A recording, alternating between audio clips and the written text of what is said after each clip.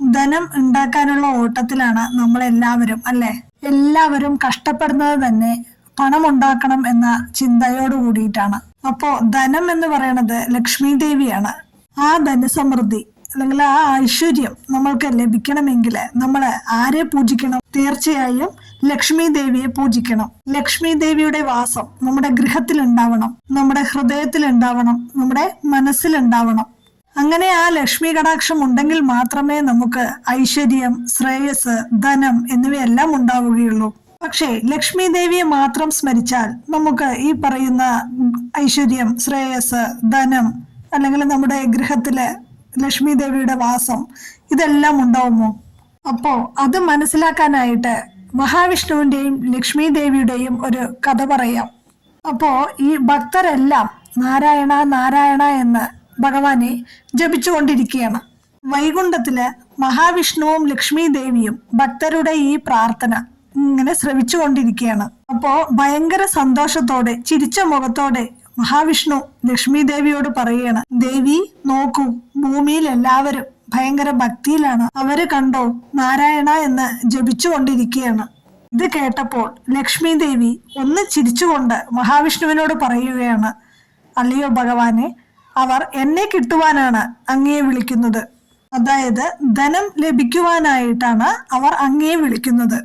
ലക്ഷ്മി കടാക്ഷം എന്ന് പറഞ്ഞാൽ ധനസമൃദ്ധി എന്ന് തന്നെയാണല്ലോ അർത്ഥം.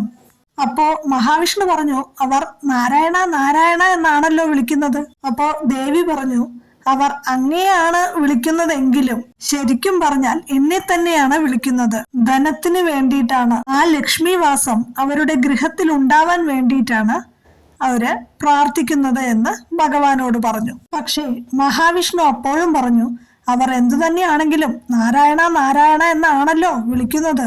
ഭഗവാൻ ഇങ്ങനെ വീണ്ടും പറയുകയാണ്. ഇത് കേട്ടപ്പോൾ ലക്ഷ്മി ദേവി പറഞ്ഞു, ശരി എങ്കിലെന്നാൽ നമ്മൾക്ക് ജനങ്ങളെ അല്ലെങ്കിൽ ആ ഭക്തരെ ഒന്ന് പരീക്ഷിക്കാം. ഇത് കേട്ടയുടൻ മഹാവിഷ്ണു ശരി അങ്ങനെ തന്നെ ആവട്ടെ എന്ന് പറഞ്ഞു. എന്നിട്ട് ഭഗവാൻ ഒരു ബ്രാഹ്മണ വേഷത്തിൽ ഭൂമിയിലെത്തി.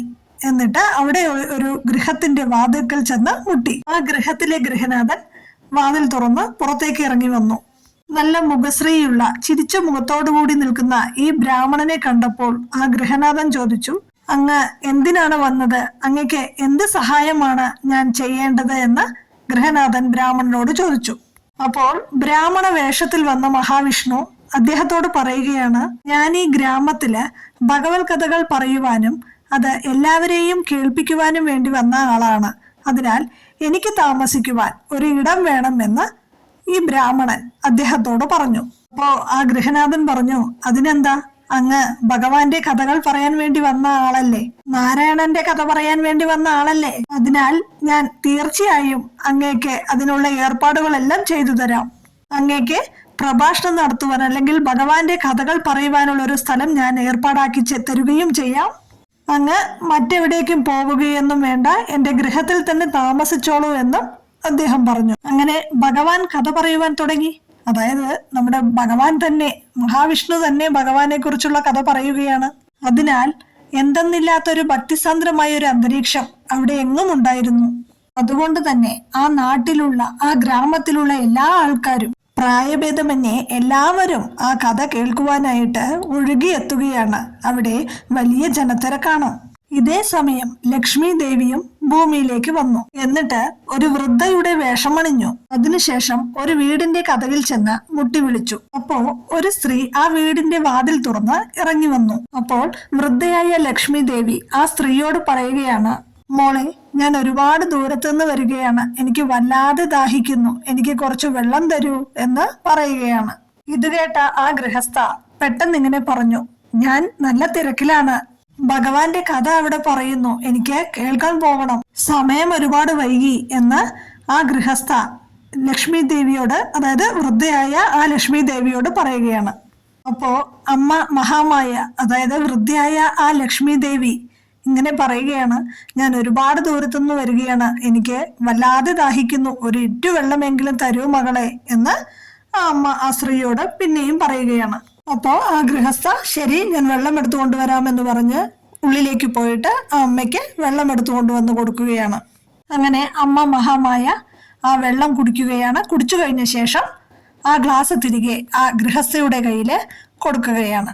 അത്ഭുതം എന്ന് പറയട്ടെ, ആ ഗൃഹസ്ഥ തന്റെ കയ്യിലേക്ക് നോക്കുമ്പോൾ തന്റെ കയ്യിലുള്ള ആ ഗ്ലാസ് ഒരു സ്വർണ്ണ ഗ്ലാസ്സായി മാറിയിരിക്കുന്നു. അത്ഭുതപ്പെട്ടു അവര്.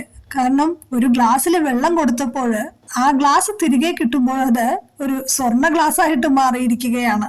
അവർക്ക് സന്തോഷം സഹിക്കാൻ വയ്യാതെയായി. ആ വൃദ്ധ പോയതിനു ശേഷം ആ ഗൃഹസ്ഥ കഥ പറയുന്ന സ്ഥലത്തേക്ക് വരികയാണ്. അവിടെ എത്തിയ ശേഷം അവർക്ക് ഈ കഥ പറയുന്നതിലല്ല ശ്രദ്ധ, തന്റെ വീട്ടിൽ നടന്ന ആ അത്ഭുതത്തെ കുറിച്ച് മാത്രമായിരുന്നു അവരുടെ ചിന്ത. അത് അവർ അവിടെ കൂടിയിരുന്നവരോടെല്ലാം പറയുകയും ചെയ്തു. അവിടെ മഹാവിഷ്ണു ബ്രാഹ്മണ വേഷത്തില് ഭഗവാന്റെ കഥകൾ പറഞ്ഞുകൊണ്ടിരിക്കുകയാണ്. പക്ഷേ ആരും അതൊന്നും കേൾക്കുന്നില്ല. എല്ലാവരും ഈ ഗൃഹസ്ഥയുടെ വീട്ടിൽ നടന്ന അത്ഭുതത്തെ കുറിച്ച് മാത്രമായിരുന്നു വിഷയം, ചർച്ച. അതിനുശേഷം എല്ലാവരും അവരവരുടെ വീടുകളിലേക്ക് മടങ്ങി. പെട്ടെന്ന് തന്നെ എല്ലാവരുടെ വീടുകളിലേക്കും പോയി. എന്തുകൊണ്ടെന്നോ, ആ വൃദ്ധ തങ്ങളുടെ വീട്ടിലേക്ക് വന്നാലോ എന്ന് വിചാരിച്ചിട്ട്. അവസാനം ഭഗവാൻ മഹാവിഷ്ണു കഥ പറയുന്ന ആ സ്ഥലത്ത് ആ ഭഗവാനെ കഥ പറയാൻ ഏൽപ്പിച്ച ഒരാളുണ്ടായിരുന്നല്ലോ, അയാൾ മാത്രമായി അവിടെ. പക്ഷെ അയാളും ഇത് അറിഞ്ഞതും അദ്ദേഹത്തിന്റെ ഗൃഹത്തിലേക്ക് വേഗം വന്നു. എന്തുകൊണ്ടോ അയാൾ വരുന്ന സമയത്ത് തന്നെ ആ വൃദ്ധ അവിടെ നിൽപ്പുണ്ടായിരുന്നു. അപ്പോഴയാള് ആ വൃദ്ധയോട് പറഞ്ഞു, മാതാ, എന്റെ വീട്ടിലേക്ക് കയറി വരൂ, ഞാൻ കുറച്ച് തിരക്കിലായിരുന്നു. അപ്പോ ആ വൃദ്ധ പറഞ്ഞു, ആദ്യം ഞാൻ നിങ്ങളുടെ വീട്ടിലേക്കാണ് വന്നത്, പക്ഷേ നിങ്ങൾ അവിടെ ഉണ്ടായിരുന്നില്ല, അത് കാരണം നിങ്ങളെ കാണാനും കഴിഞ്ഞില്ല. അപ്പോ ഗൃഹസ്ഥൻ പറഞ്ഞു, സാരമില്ല അമ്മേ, അമ്മ ഇപ്പോൾ എന്റെ വീട്ടിലേക്ക് വരൂ, അമ്മയ്ക്ക് വേണ്ട സഹായമെല്ലാം ഞാൻ ചെയ്തു തരാം. അപ്പോ വൃദ്ധ പറഞ്ഞു, എനിക്കിനി നിങ്ങളുടെ വീട്ടിലേക്ക് വരാൻ സാധിക്കില്ല.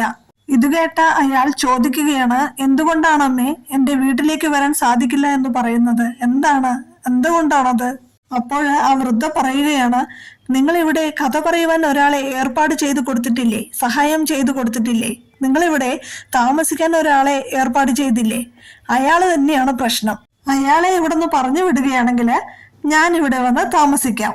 ഇത് കേട്ട ഗൃഹസ്ഥൻ, അദ്ദേഹത്തിന് എങ്ങനെയെങ്കിലും ഈ അമ്മയെ ഇവിടെ താമസിപ്പിക്കണം. കാരണം അമ്മയ്ക്ക് എന്തെങ്കിലും ഭക്ഷണം കൊടുക്കുകയാണെങ്കിൽ ആ പാത്രം സ്വർണമാക്കി തരും, വെള്ളം കൊടുക്കുകയാണെങ്കിൽ ആ ഗ്ലാസ് സ്വർണമാക്കി തരും. അപ്പോ എങ്ങനെയെങ്കിലും ഈ അമ്മയെ ഇവിടെ താമസിപ്പിക്കണം, അതാണ് അയാളുടെ ചിന്ത. അതുകാരണം അയാള് ബ്രാഹ്മണ വേഷത്തിൽ വന്ന മഹാവിഷ്ണുവിനോട് പറയുകയാണ്, അങ്ങ് ദയവായി ഇവിടെ നിന്നൊന്ന് മാറിത്തരണം. കാരണം എനിക്ക് വേറൊരാളെ ഇവിടെ താമസിപ്പിക്കാനുണ്ട്. അങ്ങേക്ക് വേണമെങ്കിൽ ഞാൻ വേറെ വീട് ശരിയാക്കി തരാം. ഭഗവാന്റെ കഥകൾ പറയുവാനായിട്ട് വേറൊരു ഇടം ഞാൻ ഏർപ്പാട് ചെയ്തു തരാം. അപ്പോ ബ്രാഹ്മണ വേഷത്തിൽ വന്ന് നമ്മുടെ മഹാവിഷ്ണു പറയുകയാണ്, ആകെ ഇനി 2-3 ദിവസം മാത്രമേ ഉള്ളൂ എനിക്ക് കഥ പറയാനായിട്ട്. ആ 2-3 ദിവസത്തിന് വേണ്ടിയിട്ട് ഞാൻ മാറി താമസിക്കേണ്ടതായിട്ടുണ്ടോ?